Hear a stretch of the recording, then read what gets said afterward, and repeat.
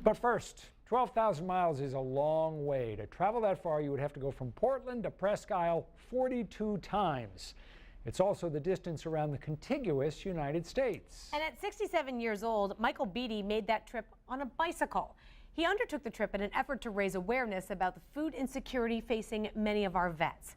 Beattie talked in Maine recently, and when he stopped by 207, we asked whether he felt he was ready to bike so far when he started. I thought I was possibly in fairly good condition when I left, but I found out after I got going, it was a pretty tough journey. Yeah. And halfway through, I mean, you're doing this for a cause that you feel so strongly about, but when you're going and you're having tough times and the wind is in your face, do you ever think, what have I gotten myself into? I thought, what did I get myself into right from the beginning? Because I had a lot of trouble with my knees. And by the time I got to Pennsylvania, after a few days of riding, I had to stop for a day and just ice my knees and try to mentally get back into, am I going to be able to do this or not? I did continue, but I continued with shorter days until I got almost down to Florida, and then I increased my mileage from there, and I was averaging up over 100 miles a day. So I average about 80 miles a day for the course of the trip, and I rode for 152 days. What was that like physically? It's mentally and physically exhausting.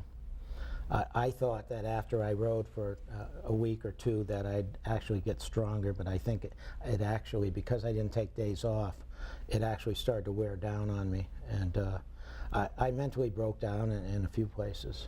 How so? What happened?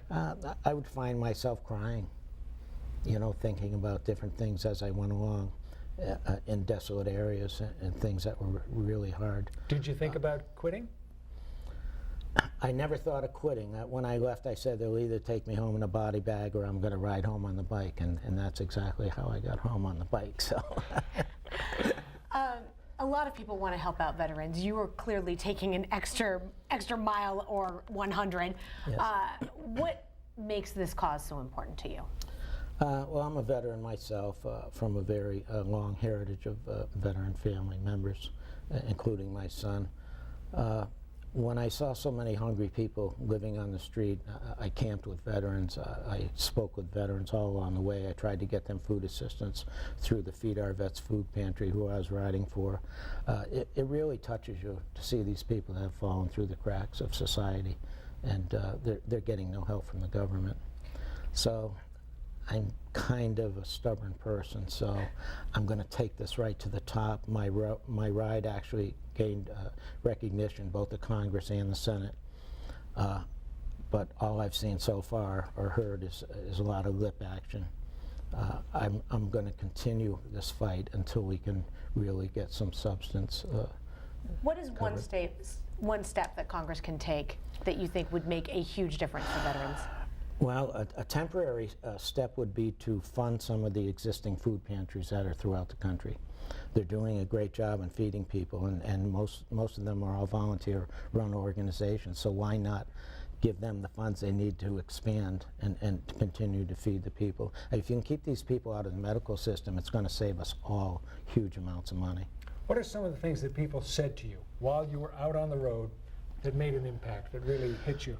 Well, I rode with a shirt the entire way that said, I'm biking 12,000 miles to feed hungry veterans. So I had people stop me on the side of the road, in coffee shops, anywhere I happened to be, and I actually got to speak to thousands of people about this issue.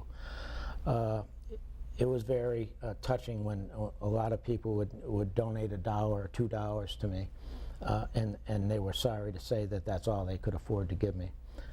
So that really hit home, and it kept me driven every day. The conversations and the people that I met along the way really, whenever I was having a bad day or I was mentally or physically exhausted, I would think of these people, and it would drive me. And it would almost put me in a trance sometimes, thinking of these people, and next thing I know, the 80 miles was done and my day was done. So you did this to help many other people. How did the experience change you?